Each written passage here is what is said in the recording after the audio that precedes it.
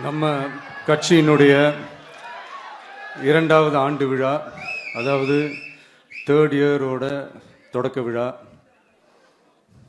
இன்னைக்கு தமிழ்நாட்டில் ஒரு மிகப்பெரிய ஒரு கட்சியாக நம்ம வளர்ந்து இருக்கிறோம் அப்படின்னா அது உங்களால் தான். ப்ளஸ் நம்மளை நேசிக்கிற கோடிக்கணக்கான மக்களும் தான் அதுக்கு ஒரு மிக முக்கிய ஒரு காரணம். நீங்கள் தான் என்னுடைய ஒரு மிகப்பெரிய ஒரு பலம்.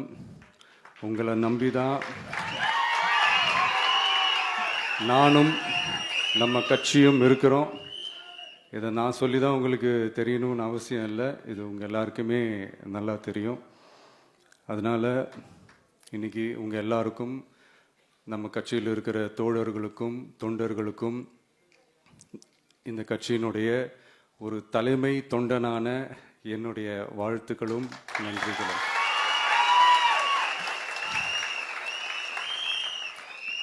அப்புறம் என்ன, மைக்கை பிடிச்சாச்சு, வெடியை கொளுத்தி போட்டுருவோமா?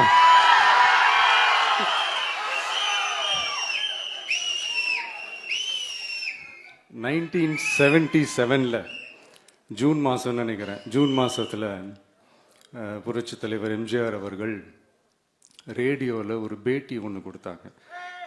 அதில் பேசும்போது சொன்னாங்க, பேரறிஞர் அண்ணா அவர்கள் இருந்த இடத்தில் இப்படிப்பட்டவர்களும் அமர்கின்ற ஒரு நிலைமை ஏற்பட்டுச்சேன்னு எண்ணி எண்ணி கண்ணீர் வடித்தேன். அன்னைக்கு அந்த கண்ணீரை துடைக்க ஆரம்பித்த இயக்கம் தான் அண்ணா திராவிட முன்னேற்ற கழகம்னு சொன்னார்.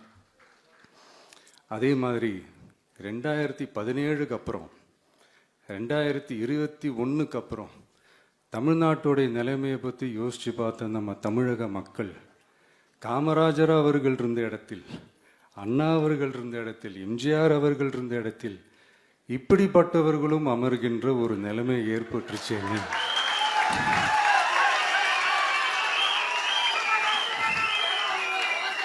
தமிழக மக்கள் கண்ணீர் வடிச்சாங்க. இன்னைக்கு இந்த கண்ணீரை துடைக்க ஆரம்பிச்ச இயக்கம் தான் தமிழக வெற்றிக்கழகம்.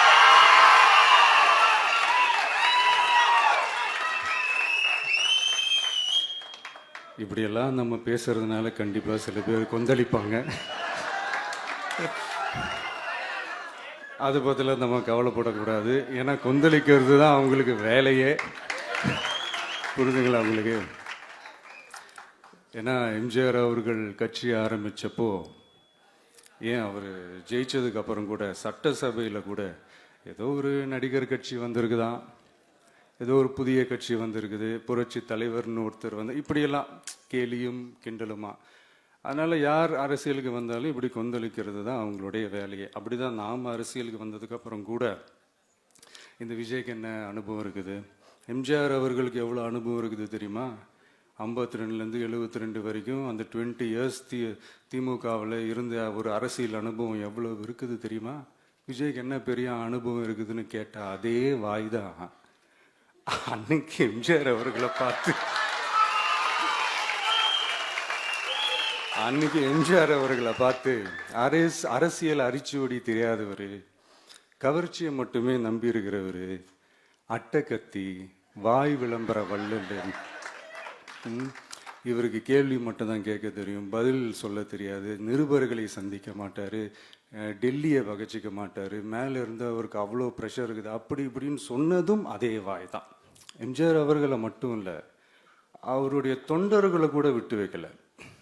அது என்னது, இந்த பளபளப்பு ஜொலி ஜொலிப்பை பார்த்தா பல்லிழிப்பவங்க,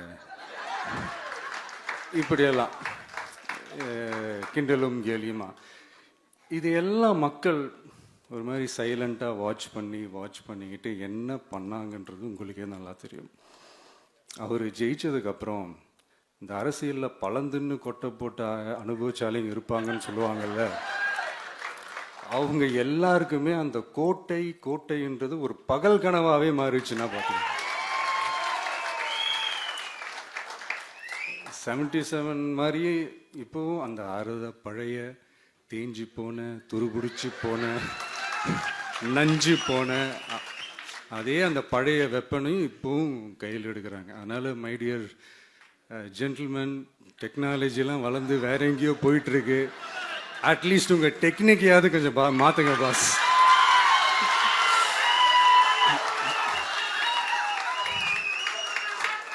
காமராஜர் அவர்களையும் விட்டு வைக்கல. அவருக்கு இலக்கியம்னா என்ன தெரியும், அவர் மாபெரும் புலவர், அந்த புலவர் இந்த புலவர்னு அவரை பற்றியும் கிண்டலும் கேலியுமா. அதான் முன்னாடியே சொன்ன மாதிரி யார் எதிர்த்து நின்னாலும் அவங்கள கொந்தளிக்கிறது தான் அவங்களுடைய வேலையே.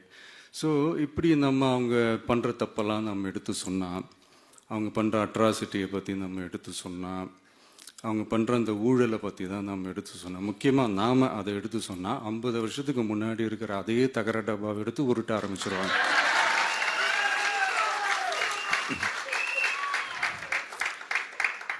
பவளவிழா பாப்பாவுக்கு வேற என்ன தெரியும்?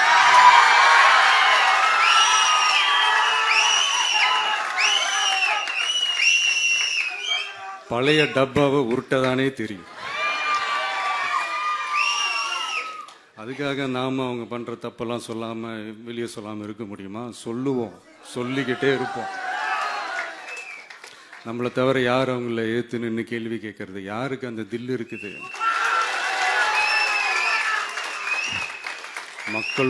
மக்களோட ஒரே பிரதிநிதி நாம மட்டும்தான். ஸோ இப்படி இருக்கிற இந்த நிலைமையில் இன்னைக்கு இந்த டிஜிட்டல் உலகத்தில் திருவள்ளுவர் இருந்திருந்தாருன்னா இந்த தீய சக்தியை பற்றி என்ன திருக்குறள் எழுதியிருப்பாரு? ஒரு கற்பனையா, அநீதி, அராஜகம், தில்லுமுள்ளு இவையெல்லாம் திமுக முதற்றே உலகு.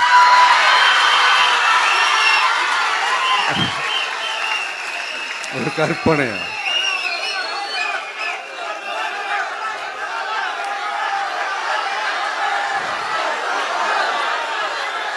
அநீதி, அராஜகம், தில்லுமுள்ளு இவையெல்லாம் திமுக முதற்றே உலகு.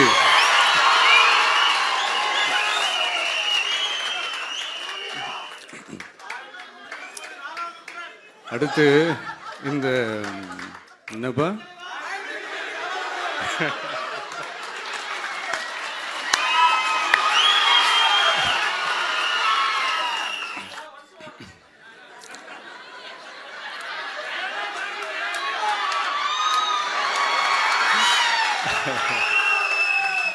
சொல்லிட்டேன், 2 வாட்டி சொல்லிட்டேன்.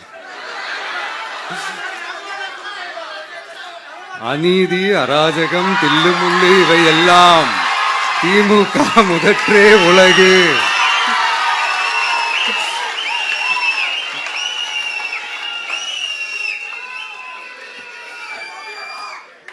அடுத்து இந்த மும்முனை போட்டி, 4 முனை போட்டி அப்படிலாம் சொல்றாங்களே, சரி அவங்கள பொறுத்த வரைக்கும் அப்படியே இருக்கட்டும். அதுல மாபெரும் மக்கள் சக்தியா நம்ம அணி ஒரு பக்கம், அடுத்து திமுக தலைமையில் மற்ற கூட்டணி கட்சிகள் ஒரு பக்கம், அடுத்து பாஜக தலைமையில் மற்றும் பலர்.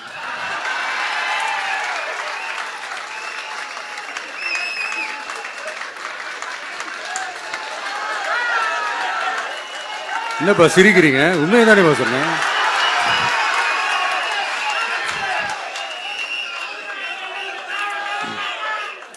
ஸோ இப்படி எத்தனை சக்திகள் எத்தனை பேர் வந்தாலும் திமுகவை வீழ்த்துறதுக்கு மாபெரும் மக்கள் சக்தியான நம்மளால மட்டும்தான் முடியும். நம்ம டிவிகேவால மட்டும்தான் முடியும். ஸோ இப்படி இருக்கிற இந்த நிலைமையில ஏய் விஜய் வீட்டு விட்டு வெளியே வா, ஏய் விஜய் வீட்டு விட்டு வெளியே வா, இப்படியெல்லாம் கேட்கும் போது எனக்கு எப்படி அது தோணுதுன்னா, ஐயோ இவங்க ஒவ்வொரு வீட்டில் இருக்கிற ஒவ்வொரு விஜயும் இவங்க கூப்பிடுற மாதிரியே எனக்கு தோணுது. அப்படிதான் எனக்கு தோணுது. அதனால பொறுங்க பாஸ், வருவாங்க, முறையா வருவாங்க. ஓட்டு போடுற அன்னைக்கு ஓட்டர் ஐடியை கையில் எடுத்துக்கிட்டு ஒவ்வொரு வீட்டில் இருக்கிற ஒவ்வொரு விஜயும்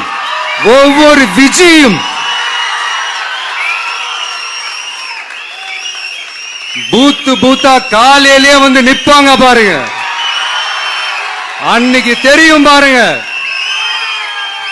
ஏண்டா இந்த விஜய கூப்பிட்டோம்.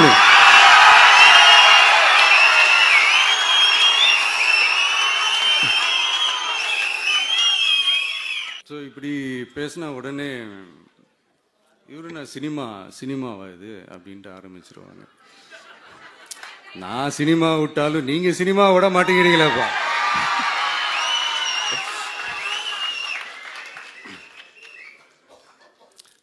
அப்புறம் இன்னொரு ரீசெண்டாக அந்த ஒரு விஷயம் போயிட்டு இருக்குல்ல, இந்த கருத்து கணிப்பு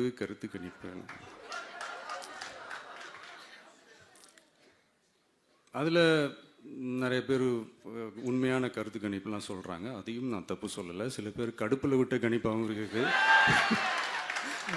அதையும் நான் தப்பு சொல்லலை. இந்த கடுப்பில் விட்ட கணிப்பாளர்களுக்கு நான் சொல்லிக்கிறது என்னென்னா, ஒவ்வொரு ஊராக தெருவா வீடு வீடாக போய் நீங்கள் அந்த கருத்து கணிப்பு எடுத்து பாருங்கள். ஒவ்வொரு வீட்லேயும் டிவிக்கு இருக்கிறத நீங்கள் பார்ப்பீங்க.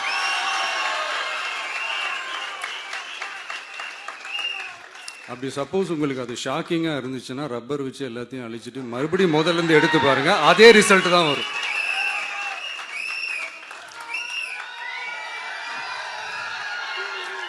இது என்னப்பா லாஜிக்கு, அது எப்படி எல்லார் வீட்லேயும் டிவிக்கு இருக்கும் அப்படின்னு நீங்கள் கேட்டிங்கன்னா, ஒரு சின்ன சாம்பிளுக்கு ஒரு சின்ன டெஸ்ட் ஒன்று பண்ணி பாருங்களேன்.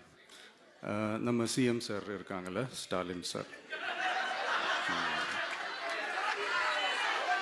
ஒரு 2 இயர்ஸ் பேக் இருக்கும்னு நினைக்கிறேன். ஒரு மேடையில் பேசும்போது சொன்னாங்க, இந்த மாதிரி என்னோட கட்சிக்கு அவங்களோட கட்சிக்காரங்க சில பேர் பண்ணுற அட்ராசிட்டி, ஒரு சில மந்திரிகள் பண்ணுற சில அட்ராசிட்டிஸ்லாம் பார்த்து ராத்திரியில் எனக்கு தூக்கமே வரமாட்டேங்குது அப்படின்னு ஒரு 2 இயர்ஸ் பேக் இருக்கும்னு அந்த வீடியோ கூட இருக்குது. அப்படி இருக்கிற அவரு என்னைக்காவது ஒரு நாள் அசந்து தூங்குவார்ல, அப்ப அவர்கிட்ட போய் சார்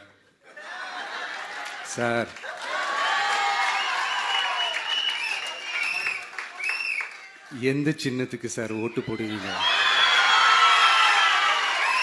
அப்படின்னு கேட்டு பாருங்க. விசில் சின்னத்துக்கு தான்.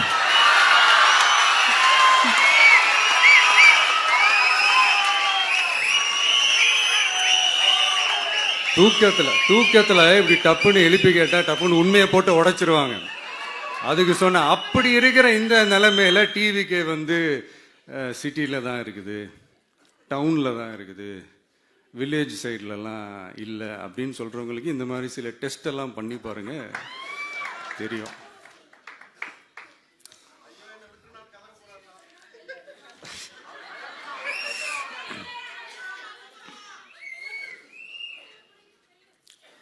விசில் சின்னம் போகாத ஊரே இல்லை.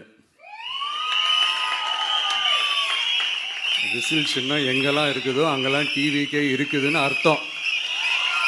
என்னுடைய அம்மா, அக்கா, தங்கைகள், அண்ணன், தம்பிகள் டிவிக்கேக்கு ஓட்டு போடுறத யாராலையும் தடுக்க முடியாது.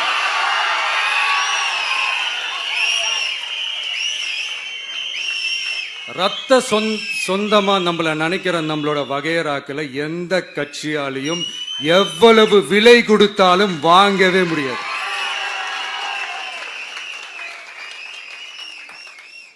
நான் ஓவர் கான்பிடன்ஸ்ல பேசுறேன் அப்படின்லாம் நினைக்காதீங்க. இதுதான் கள நிலவரம், கள யதார்த்தமும் இதுதான்.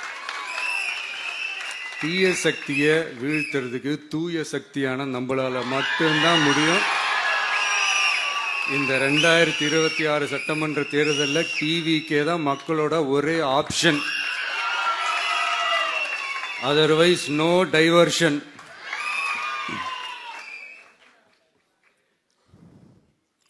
இந்த டப்பா இன்ஜின், ஓட்டை இன்ஜின், எவ்வளோ இன்ஜின் வந்தாலும் டாப் இன்ஜின் நம்ம டிவிக்கே தான்ன்றது மக்கள் ஆல்ரெடி முடிவு பண்ணிட்டாங்க. அதனால நம்மளுடைய தோழர்கள் அதை மனசுல நல்லா ஏத்திக்கிட்டு இன்னும் ஷார்ப்பா ஒர்க் பண்ணுங்க. நான் ஏற்கனவே சொன்ன மாதிரி ஒன்றியம், நகரம், பேரூர், பகுதி, கிளை எல்லா இடத்துலையும் அந்த பூத்தாக அந்த நம்மளுடைய வேட்பாளர்களுக்கு ஒற்றுமையாக இருந்து வேலை செய்யுங்க. நமக்கு மாபெரும் கூட்டணியான, மாபெரும் மக்கள் சக்தியான குடும்பமாக நம்மளோட இருக்கிறாங்க. இன்னொன்று, அன்றைக்கி நான் சொன்ன மாதிரி நம்மளுடைய விசில் சின்னத்துக்கு ஓட்டு போட வைக்கிறது மட்டும்தான் உங்களுடைய வேலை. மற்றதெல்லாம் மக்களோட சேர்ந்து நான் பார்த்துக்கிறேன்.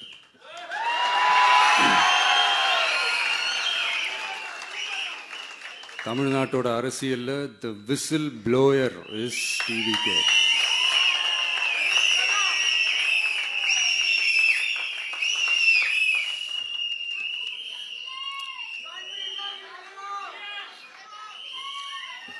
நம்ம மக்கள் இந்த விசில்ல ஊதுல இந்த தீய சக்தியும் இந்த ஊழல் சக்தியும் தெரிச்சு ஓடணும். எப்படி தெரிச்சு ஓடணும்?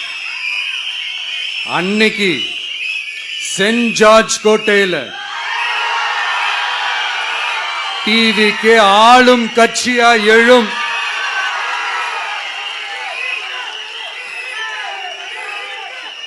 உங்களோட நான் இருக்கேன், நம்மளோட நம்ம மக்கள் இருக்கிறாங்க. இதுக்கு மேல என்ன வேணும்? கான்பிடண்டா இருங்க, நல்லதே நடக்கும், வெற்றி நிச்சயம். மீண்டும் சந்திக்கும் வரை நன்றி, வணக்கம்.